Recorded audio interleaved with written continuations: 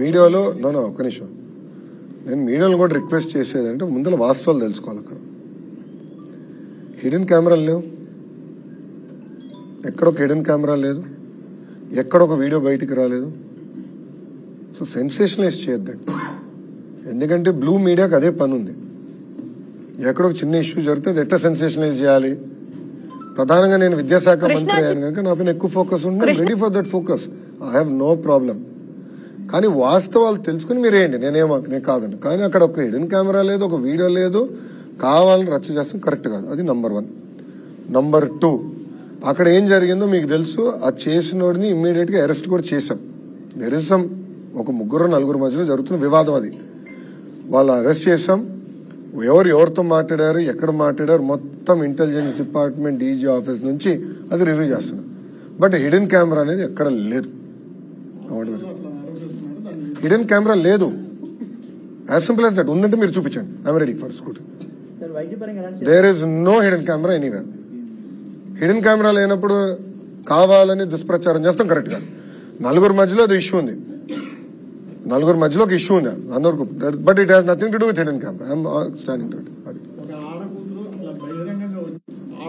Hidden camera అయితే ఉందా లేదా, నేను సూటిగా మిమ్మల్ని అడుగుతున్నా, మీడియా మిత్రుని అడుగుతున్నా. అవును సార్, దొరికినాయా? పోలీసు వాళ్ళు వెళ్ళారు, కలెక్ట్ చేసుకున్నారు, ఎవిడెన్స్ ఉంది. పిల్లలు ఎక్కడ హిడెన్ కెమెరా చూపించలేకపోయారు, ఇట్స్ అ ఫ్యాక్ట్. సో మీరు కూడా దుష్ప్రచారం చేస్తాం మానేయండి ఫస్ట్.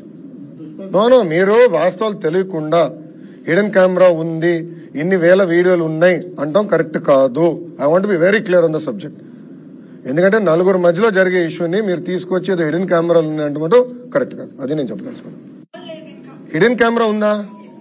కెమెరా చూపించు, కెమెరా చూపించు తమ్ముడు, కెమెరా చూపించు సాయి, కెమెరా చూపించు.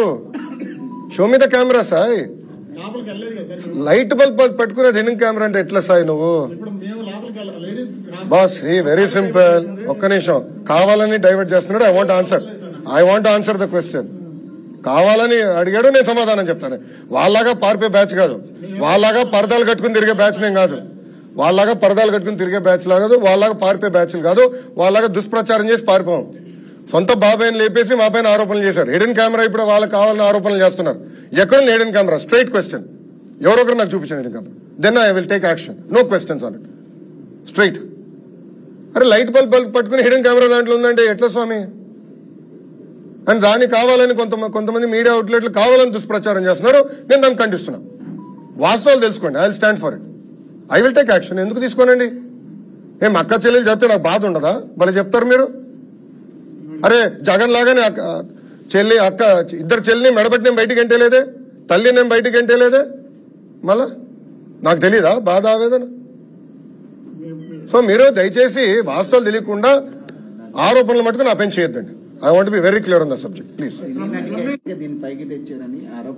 ఏదన్నా చాలా ఉన్నాయి కదనా. ఇప్పుడు మద్యం కేసు ఉంది, ఇసుక కేసు ఉంది, సినీ నటి కేసు ఉంది, భూ అక్రమాలు పెద్ద ఎత్తున వాళ్ళ బ్లూ మీడియా మిత్రుల విలేకరుల పేర్ల పైన కూడా మార్చుకునే ఉన్నాయి. అయినా నేను బయట పెడతా, మొమాటలు ఏం లేదు. ఆయన తప్పుదారి పట్టించడానికి ఇది చేశారు. నేను నేషనల్ మీడియాతో కూడా అడిగా. ఇప్పుడు మీరు హిడెన్ కెమెరా అన్నారు, ఎక్కడొచ్చిందంటే లేదు అక్కడ ఎవరు ఇచ్చారు అంటే వైకాపాలు పంపించారు, దొరికిపోయింది, ఏదో అయిపోయిందని. ఎక్కడుందంటే ఎక్కడ కూడా తెలియదు, కెమెరా ఎక్కడుందో కూడా తెలియదు. వీడియోలు ఇప్పుడు 3000 వీడియోలు బయటకు వచ్చినా అంటున్నారు, 3000-2000 వీడియోలు బయటకు వచ్చినారు. ఎక్కడుంది వీడియో అంటే ఎవరు చెప్పట్లా. ఒక వీడియో ఎవరి చేతులు ఉందో లేదు. ఆ పిల్లల ఫోన్లన్నీ కాన్ఫిస్కేట్ చేసాం, all phones have been confiscate. ఒక వీడియో లేదు. నేను దానికి ఎట్లా సమాధానం చెప్తా? నేను ఇష్యూ జరిగింది కరెక్ట్, 4 మధ్యలో ఏదో ఇష్యూ ఉంది. It is love story between 4 people. దాని మీద what ever action needs to be taken will take, అధికారికంగా విల్ టేక్, నో ప్రాబ్లం. కానీ కెమెరా లేదు, వీడియోలు లేవు, తీసుకొచ్చి నన్ను అడిగితే ఏం సమాధానం చెప్తా? Straight question. దానిపైన ఎంక్వైరీ చేశాం, ఆల్రెడీ ఆ పిల్లల్ని అరెస్ట్ చేశాం, డీటైన్ చేశాం, వాళ్ళ ఫోన్లని కాన్ఫిస్కేట్ చేశాం, ఇవి ఎత్తుకుతున్నాం. సో రేపు వస్తే నేను ఐ టేక్ యాక్షన్. అంటే I will not let it go that easy. నేను ఎందుకు వదిలి పెడతానండి? ఇప్పుడు ట్రిపుల్ ఐటీ న్యూస్ వీడియోలో ఇష్యూ జరుగుతుంది, నేను కమిటీ వేసి పంపించా. అక్కడ ఆటోమేటిక్లీ ఇద్దరు నేను పీకేశాను. వాళ్ళు ఎవరు? వైకాపాలు పెట్టిన మనుషులు, తెలుసా మీకు? అది మీ బ్లూ మీడియా వాళ్ళ మనుషులే వాళ్ళు పెట్టారు. రేపు వాళ్ళందరూ నేను జైలుకి పంపిస్తాను, చూడండి, వెయిట్ అండ్ వాచ్. పిల్లల ఆరోగ్యంతో ఎవరైతే చెలగాటాడో వాళ్ళందరూ జైలుకి వెళ్తారు. You wait and watch. నేను ఎందుకు వదిలి పెడతాను తీసిగా? నేను విద్యాశాఖ మంత్రిగా నాకు ఉండదా బాధ? వాళ్ళు నా బిడ్డలు కదా, నేను ఎందుకు వదిలి పెడతాను? గ్యారెంటీగా రేపు పంపిస్తాను. నేను రాత్రి నాకు రిపోర్ట్ వచ్చింది. నేను రాత్రి 7ంటికి ఈ గొడవలో కూడా నేను ట్రిపుల్ ఐటీ ఇష్యూని వదిలిపెట్టలా. నేను రాత్రి నాకు కమిటీ పంపించా, హైయర్ ఎడ్యుకేషన్ సెక్రటరీ గారు వెళ్ళారు, నాకు నివేదిక వచ్చింది, చాలా కఠినంగా యాక్షన్ తీసుకున్నాను. I will not leave it. నాడు నేడు గతంలో ఎక్కువ చేసాము, మేము అన్ని చేసాం ఇన్ని చేసాం ఉన్నారు. మీరు విశాఖ వెళ్ళినప్పుడు కానీ అక్కడ స్కూళ్ళను పరిశీలించినప్పుడు ఎట్లా ఉంది? 10 లక్షల మంది విద్యార్థులు తగ్గిపోయారు స్వామి. గత ప్రభుత్వం చేతగాంతనం వల్ల 5 సంవత్సరాల్లో 45 లక్షల మంది విద్యార్థుల నుంచి ఈరోజు 35 లక్షలు పడిపోయింది. ఎందుకు పడిపోయిందో చెప్పండి. స్కూళ్ళలో కూడా సరిగ్గా ఫెసిలిటీస్ లేదు అని చెప్పి ఎందుకు పడిపోయిందో చెప్పండి. ఫండమెంటలీ అది క్వశ్చన్. అది నేను అధికారులందరినీ అడిగేది అదే. ఇన్ని డబ్బులు ఖర్చు పెట్టామంటున్నాం, ఇన్ని యాక్టివిటీలు చేసామంటున్నాం, ఎందుకు 10 లక్షల మంది విద్యార్థులు ఈ రోజు ప్రభుత్వ పాఠశాలలు తగ్గిపోయారు అనేది సూటిగా నేను అధికారులను కూడా ప్రశ్నించాను. దానిపైన నేను సమీక్ష చేస్తున్నా. అన్నా ఏదో డిజిటల్ బోర్డులు పెడతాం కాదు, రంగులు వేసుకుంటాం కాదు. ఎందుకు ఈ రోజు ప్రభుత్వ పాఠశాలల్లో 10 లక్షల మంది విద్యార్థులు తగ్గిపోయారనేది నాకు బాధ వేస్తుంది. దాన్ని నేను సమీక్ష చేస్తున్నా. ఇప్పుడు డిజిటల్ క్లాస్ రూమ్స్ ఈయన కనబెట్లా, అది బాబు గారు ఉన్నప్పుడే చేశారు. టేబుల్స్ కూడా బాబు గారు ఉన్నప్పుడే చేశారు. ఈయన కొత్త కనిపెట్టింది ఏం కాదు ఈయన. కానీ ఈరోజు ఎక్కడ అలా బాధ వేస్తుందంటే, ఫస్ట్ ఆఫ్ ఆల్ గతంలో ఉన్న 2 విద్యాశాఖ మంత్రులు బేసిక్ సిస్టమ్స్ కూడా పెట్టుకుని పోయారు. అసలు స్కూల్లో ఎంతమంది విద్యార్థులు మాకు తెలియలేకపోతుంది. అది కంట్రోల్ చేసినాక నాకు టైం పడుతుంది. మిడ్ డే మీల్ పేమెంట్స్ ఇవ్వలేదండి. బ్లూ మీడియా గగ్గోలు చేస్తుంది.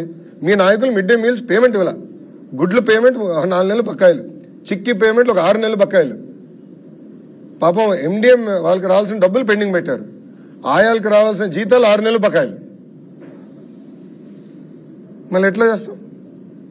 నేను వచ్చి సెక్రటరీ గారి తలపైన కూర్చొని నేను విడిపించుకున్నాను. నాకు ఏది గుడ్లకి bills, chikki bills, MDM bills అన్ని సిస్టమేటిక్ చేస్తాను. మీరు చూస్తారు, నేను వదిలిపెట్టాను. నేను ప్రైవేట్ పాఠశాలలు కాంపిటీషన్ ఇవ్వబోతున్నా. You wait and watch boss. మీరు ఎట్లయితే చెడగొట్టారో దాన్ని సెట్ చేసే బాధ్యత నేను తీసుకుంటాను. మీరు చూడండి. Next question. No question sir, చెప్పండి.